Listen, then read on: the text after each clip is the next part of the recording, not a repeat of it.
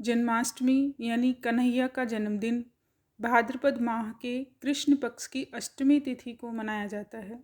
इस दिन भक्त मध्य रात्रि में कन्हैया का श्रृंगार करके भोग लगाकर उनकी पूजा अर्चना करते हैं।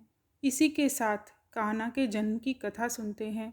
मान्यता है कि कन्हैया जन्म की यह अद्भुत कथा सुनने से सभी पापों का नाश हो जाता है। साथ ही मुरली मनोहर की कृपा से जीवन में सुख शांति और धन ऐश्वर्य का वास होता है। स्कंद पुराण के अनुसार द्वापर युग की बात है। तब मथुरा में उग्रसेन नाम के एक प्रतापी राजा हुए, लेकिन स्वभाव से वह सीधे साधे थे।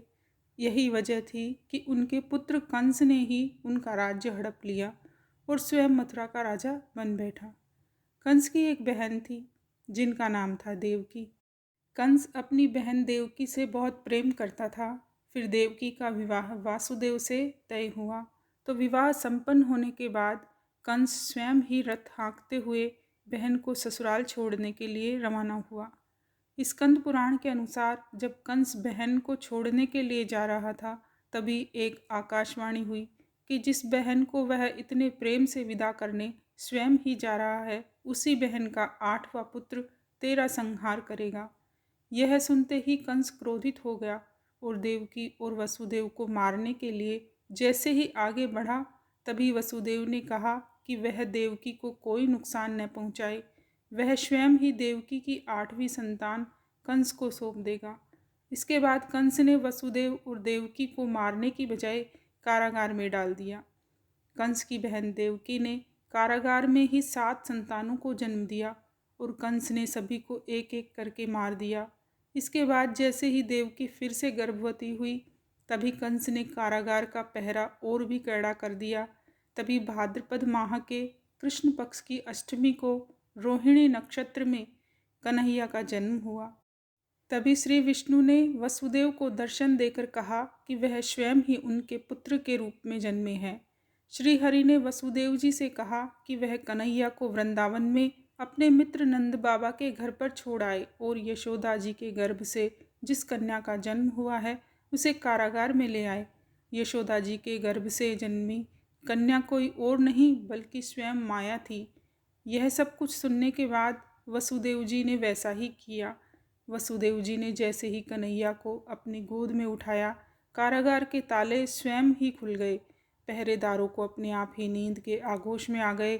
फिर वसुदेव जी कन्हैया को टोकरी में रखकर वृंदावन की ओर चले। कहते हैं कि उस समय यमुना जी पूरे उफान पर थी। तब वसुदेव जी महाराज ने टोकरी को सिर पर रखा और यमुना जी को पार करके नंद बाबा के घर पहुँचे।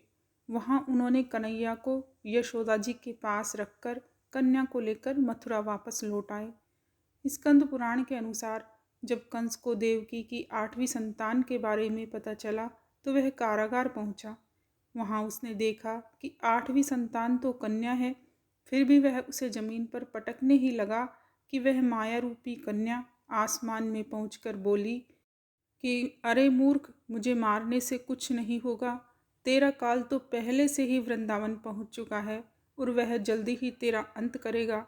इसके बाद कंस ने वृंदावन में जन्मे नवजातों का पता लगाया।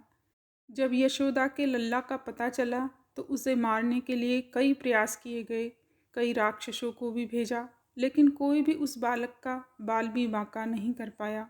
तो कंस को यह एहसास हो गया कि नंद बाबा का बालक ही वसुदेव देवकी की 8वीं संतान है। कृष्ण ने युवावस्था में कंस का अंत किया। इस तरह जो भी यह कथा पढ़ता है या सुनता है, उसके समस्त पापों का नाश होता है, साथ ही सारे कष्ट दूर होते हैं। भगवान कृष्ण की कृपा से व्रती के जीवन में सुख समृद्धि का वास होता है। बोले कृष्ण कन्हैया लाल की जय।